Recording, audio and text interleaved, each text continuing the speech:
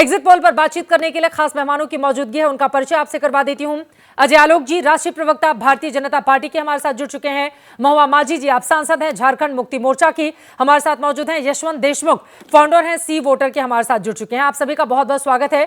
सबसे पहले यशवंत देशमुख जी आपसे शुरुआत करते हुए, अब तक दो आंकड़े हमने सामने रखे हैं, दोनों आंकड़े महायुति की सरकार बिल्कुल आराम से बनाते हुए दिखाई दे रहे हैं, इनसे क्या समझा जाए? हालांकि एग्जिट पोल के आंकड़े एग्जैक्ट होंगे या नहीं इसके लिए 23 तारीख तक का इंतजार करना होगा, लेकिन अब तक के आंकड़े देश के लिए क्या मतलब मायने समझाते हुए नजर आते हैं? देखिए, अभी तक तो इतना समझ में आया है चित्रा कि अगर आंकड़े ये दिखा रहे हैं कि बीजेपी और महायुति मुकाबले में वापस भी आ गई है, तो वो लोकसभा चुनाव के मुकाबले बहुत उलट बात है। आगे है कि पीछे, मैं उस पर नहीं जाऊंगा क्योंकि आपको पता है मेरा स्टैंड, मैं सीट शेयर के ऊपर यकीन नहीं करता। वोट शेयर जो हमको बताते हैं, और हमारे अभी सी वोटर के आंकड़े वोट शेयर के हम कल रिलीज करेंगे क्योंकि अभी भी हमारा फील्ड से काम चल रहा है। आज हमने केवल झारखंड के आंकड़े दिए हैं, लेकिन वोट शेयर के आंकड़ों में अगर महाराष्ट्र में महायुति यानी बीजेपी अलायंस वापस मुकाबले में आई है, तो इसका केवल एक अर्थ है कि लोकसभा चुनाव के मुकाबले कोई चीज ऐसी है जो उनको बेहतर काम कर रही है। और वो जो चीज है वो पॉलिटिकली केवल दो ही है चित्रा। नंबर एक, लड़की बहन योजना, उसका इंपैक्ट होगा कि नहीं होगा ये देखने वाली बात है। अगर हुआ है तो उसका फायदा होगा। और नंबर दो, आरएसएस ने वापस बीजेपी के लिए काम किया है या नहीं किया है। मूलतः चित्रा, महाराष्ट्र में 3 मुकाबले रहे हैं इस बार। असली सेना नकली सेना में शिंदे स्कोर करते हुए दिख रहे हैं उद्धव ठाकरे पे।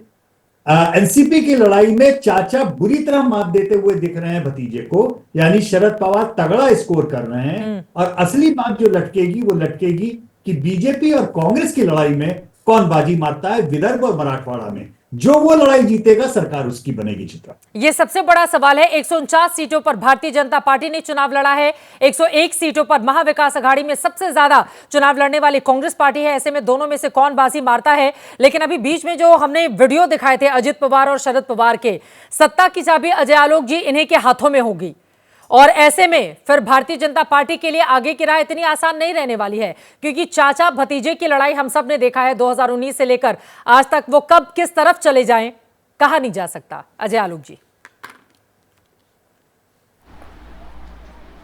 देखिए चित्रा जी, सबसे पहले तो आप मेरे साथ बहुत सालों से डिबेट कर रही हैं, और पोल महापोल सबको सम्मान, क्योंकि सब बहुत मेहनत से करते हैं, लेकिन व्यक्तिगत तौर पे मैं कभी इसको मानता नहीं।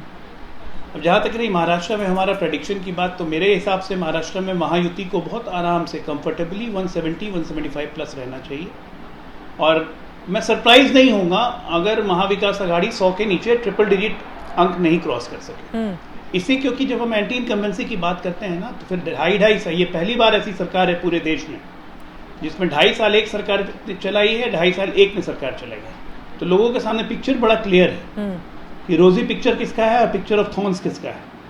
और महाराष्ट्र की जनता इतनी यकीन बेवकूफ़ तो है नहीं। दूसरी बात, जो लोकसभा चुनाव में एक नैरेटिव चलाया गया था, तो होता क्या है कि अगर आप पीतल की हांडी में खाना बनाइएगा ना तो कालिक पड़ जाती है, लेकिन दोबारा उसको साफ़ कीजिएगा तो वापस चमक जाता है।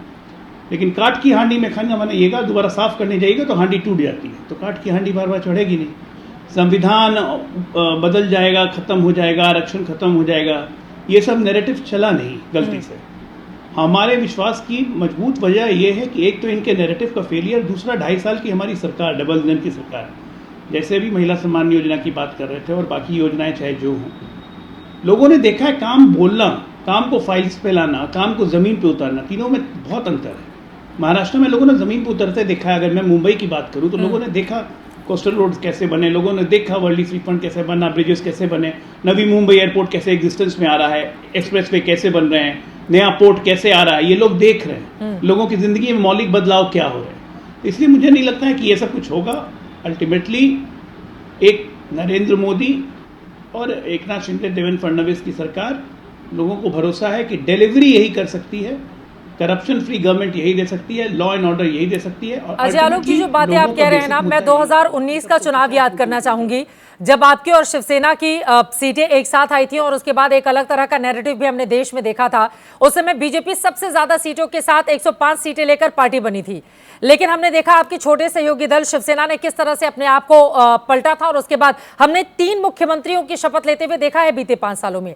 ऐसे में अजित पवार वाले सवाल का जवाब आपने दिया नहीं। देखिए, सत्ता की चाबी तो उन्हीं के हाथ में होगी। आप 100 लेकर आइए, 103 ले आइए, 105 लेकर आइए या 99 पर आ जाइए, तो बीजेपी के लिए बड़ी खुश होने वाली बात है नहीं। अभी असली मुश्किल और असली लड़ाई आपकी अब शुरू होगी अजय आलोक जी। देखिए, जब आप एनालिटिक्स की बात करती हैं और एनालाइजर्स लोग की बात करती हैं, तो एनालाइजर ये भी कह रहे हैं कि 23 तारीख को रिजल्ट आएंगे, 25 तक सरकार नहीं बनी तो राष्ट्रपति शासन लग जाएगा। अजीत पवार के बारे में आप अभी से प्रश्न चिन्ह उठा रही है कि चाचा भतीजा का कोई भरोसा नहीं, कब कौन किधर चला जाएगा। तो भाई, जब कौन किधर चला जाएगा, when the politics is pregnant with possibility, तो ठीक है, जब will cross the bridge when it comes, जब ऐसा जगह समय आएगा तो हम देखेंगे कैसे क्या करना है। लेकिन मुझे इसकी उम्मीद लगती नहीं कहीं से। इसकी हाल की पॉलिटिक्स में रूल आउट भी नहीं कर सकते। मैं आपकी बात से सहमत भी हूँ। ठीक है, तो आपको क्या लगता है कि दूध का जला हुआ छाछ भी फूक फूक के नहीं पीता है क्या? हम दूध के जले हुए। ठीक है, अब दूध के जले कितना छाछ फूक फूक कर पिएंगे देखना महत्वपूर्ण रहेगा। लेकिन यहाँ पर 2 चेहरे ऐसे हैं जिनसे अभी आपको लंबी लड़ाई सहयोगी दलों में ही लड़नी है।